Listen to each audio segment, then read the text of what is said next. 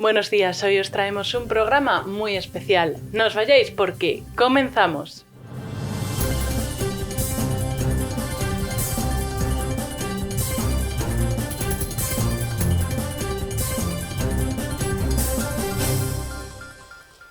Okay, so hello. How are you? How's your trip? Very good. It is amazing to be back in Madrid. We have amazing colleagues here. And we've been meeting with Alberto from EuropeActive, from representatives from GoFit and a lot of other Spanish stakeholders.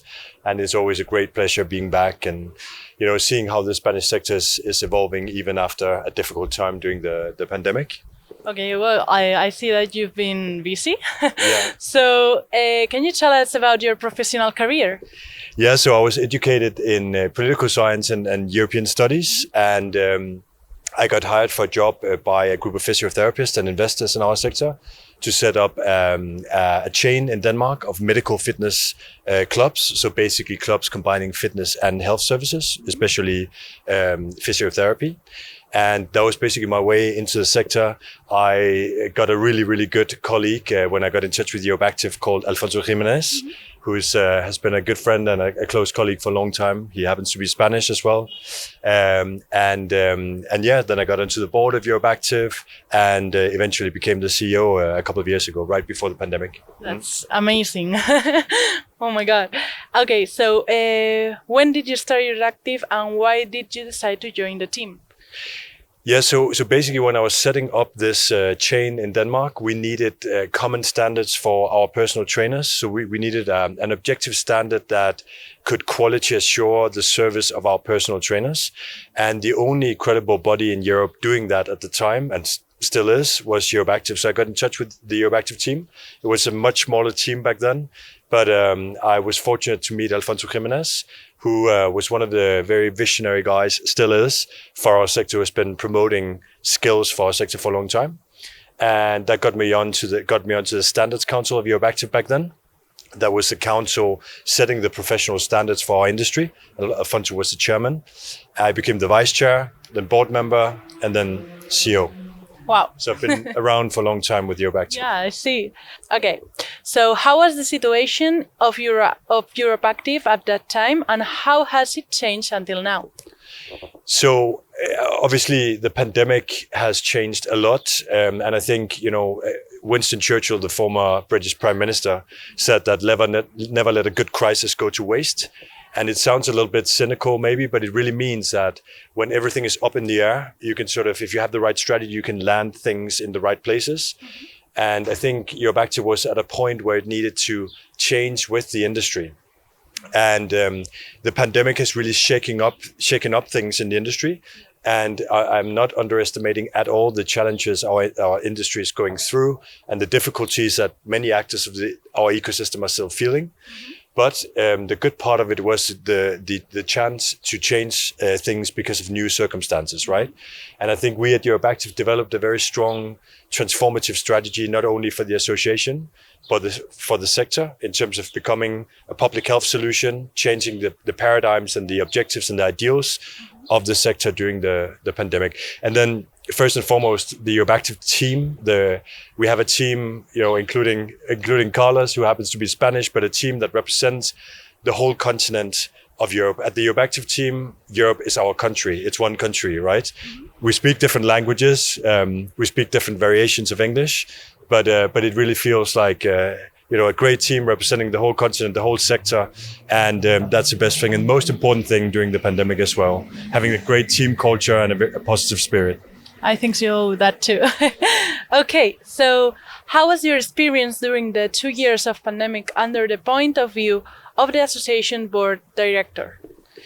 So how was the spirit at the board of directors? Yeah. So again, I as the CEO, I have a great feeling of gratitude because again, we have a board that really represents all of Europe. We have a majority of national association leaders, so leaders of the association like EuropeActive. Similar associations from around Europe, being in, you know, we have a majority of leaders, national association leaders at the board of EuropeActive, and we have extremely experienced people like our board president David Stalker is the former CEO of UKActive, the biggest association in Europe, and everybody came together and supported us during the pandemic, and we had the ability to really pick the brains. We had the collective brain power of an amazing team and an amazing board, and all of that put together really created our momentum during the pandemic. Great collegiality, the willingness to do good for EuropeActive, the willingness to do good for the sector. So yeah, that sounds amazing. It's a great privilege. Yeah. Okay. So, wow, you're aware of the restrictions that all associated countries in Europe have suffered due to the pandemic. In fact, EA have been publishing a useful map with data from each of the countries in real time, which the entire sector has followed with great interest. Which countries do you consider to have suffered the less from the impact of the pandemic, and which have suffered the most, and for what reason?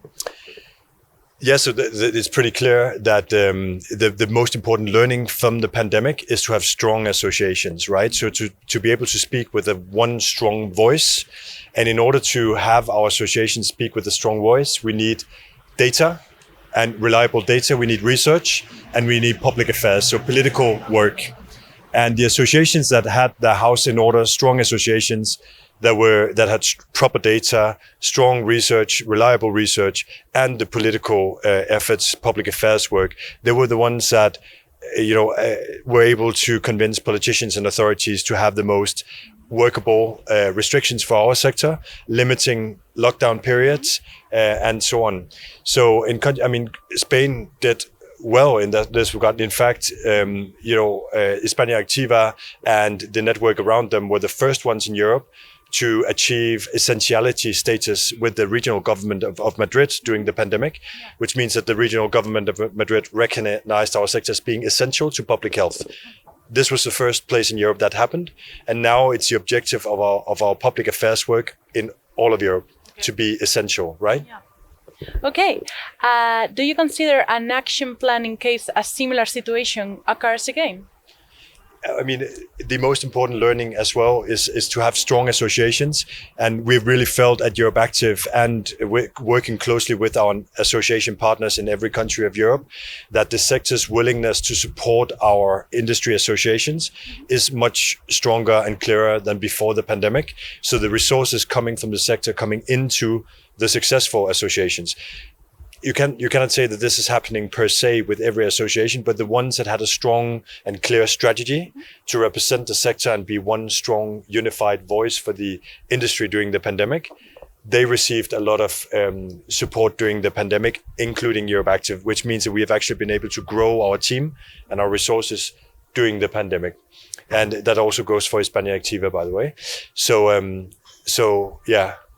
Was that a proper question? Yeah, a proper you have a plan. Answer? Yeah, Definitely, plan is important, and then keep the focus on this essentiality status. Make sure we have proper data. We cannot approach politicians and authorities without having proper data, reliable research, and so on. What do you think that changed in the fitness industry after this sad period? So what changed is really, strong association. We have more unity now, more collaboration, more sharing of resources through the associations. We have more common platforms like industry gatherings and so on, the understanding that we need to collaborate as a sector and be unified. And when we have common agendas, like, for example, political agendas, we need to speak with one voice. That has certainly changed. But I would say in a sort of more philosophical approach, the goal of our sector has becoming a public health solution. So moving from sport and leisure to becoming health. And I know that there's a slight difference in perception of what sport means across Europe. Yeah. Because in this, for example, in Spain, sport can also mean physical activity, right? Whereas in the north, it's more like professional sport. But becoming health in the eyes of politicians and consumers is extremely important as we go forward. And most actors of our industry understands the importance of becoming health in the eyes of our societies as we go forward. Yeah, I'm totally agree with that. Okay, what are your general strategies for the fitness industry? So our general strategy, we have our manifesto that we developed with our key stakeholders. So we have different advisory boards at EuropeActive that represent different stakeholders. So for example, the biggest chains in Europe, the leading chains in Europe, including GoFit from Spain, they are one of our advisory boards. So we have the big chains, and one advisory board is the suppliers and the digital and tech companies on another advisory board. And in 2020, at the beginning of the pandemic, we, in close dialogue with them, we developed our long-term strategy for EuropeActive and for the sector. And it's defined in our manifesto that you might have seen. There's 4 key pillars, 4 key goals. One is becoming a public health solution for our sector. So the future healthcare mix of Europe should move towards prevention, right? And we want to be like pharmaceutical companies as part of the healthcare mix today. We want to be the important medicine that Europeans are taking in the future, being physically active and so on. Becoming a public health solution, it's digitization. So being much more digital, collecting data, using data, assessing data, applying the right tech solutions is very important. Digital infrastructure is another important point. Then we have a pillar called community. It's about societal outreach and societal responsibility. Again, GoFit in this country and others are very, very good at having this societal outlook. So looking at if you're in a socially pressured part of society, what can we do to, improve people's lives through physical activity and so on. So having that outlook on society, measuring our impact in society that we can document through research. What is our social impact as a sector? That's really important when we talk to politicians as well. And the 4th point is standards. So upskilling the sector and making sure that we have proper educational and occupational standards in our industry. Okay, that sounds amazing. Okay, how do you see the future from now on?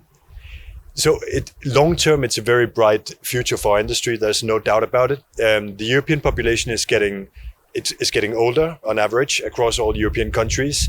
We're getting more sedentary. Surely many of us have felt that during the pandemic and the consequences that come with a more sedentary lifestyle. That we need to fix, and European health decision makers know that we need to fix our current healthcare systems because they're focused too much on treatment and too little on prevention. Yeah. An important part of that healthcare mix in the future is our sector. And not only are we very effective on making people physically active, we also create private sector jobs when we do it, right? We create companies that produce health and that create great jobs at the same time, right? So long term, our sector is really well placed in terms of fixing the healthcare issues and challenges of Europe. Short and medium term, we need to really stick together as a sector, collaborate, share. Again, the strong trade associations is a very important part of it because that's the platform and the meeting place where everybody meets in the industry. We need to collaborate because times will be challenging for the coming couple of years. In 2025, I'm sure we'll be beyond the immediate challenges of the pandemic and we'll move into a great new chapter of the industry where there will be a lot of consumer demand for our products and services, and political decision makers will be much more focused on the great things our sector can do for society. But the short and medium term, some challenges. We need to go for a recovery phase after the pandemic, but we will come through this for sure. Consumer demand based on data evidence is clearly there. So it's not like consumers have disappeared. We've seen that members have quickly come back after the pandemic, after the reopenings. So I'm very, very confident. In fact, I would put my head on the block, as we say in Danish, that the sector looks very bright. We will go way beyond pre-pandemic market penetration. But I don't want to underestimate that the rest of this year can be challenging for parts of our ecosystem. That's why we need to collaborate and share. Okay. And we would like you to send a message to the fitness industry in Spain. Yeah, so I'm just extremely excited about this market, especially if I look at the recent history over the past 20 years, how the market has developed. Again, coming from just having visited GoFit, we visited a couple of GoFit clubs yesterday, and it's just fascinating. That's a very, very special market proposition that we don't really have anywhere else in Europe, but that case has such a big growth potential in other European countries. So I really hope those guys will take their business models to the rest of Europe. But just generally speaking, the amount of members that the Spanish industry has been able to accumulate, certainly before the pandemic, and also the sector seems to be kicking back pretty effectively right now, just points towards a very promising future for the Spanish sector. And I would say the combination of academia research that is centered around España Activa, person like Alfonso Jimenez, coupling academia, the King Juan Carlos University in Madrid, being involved in research that will benefit our sector, combination of academia, social outreach, the right standards, strong industry association, and strong business models. That mix put together just points towards a very bright and promising future when we are beyond the few bumps we have in front of us as a consequence of the recovery after the pandemic. Okay, so great answer. Well done to you guys. Well, thank you so much for the interview. Way, another important element, of course, strong sector media. And the Spanish sector should be very happy to have Gem Factory that are doing such a great job reporting on all the good stuff our sector is doing. Thank you so much. Well, gracias. Thank you. Gracias. Y hasta aquí el programa de hoy. No olvidéis suscribiros a nuestro canal. Salud.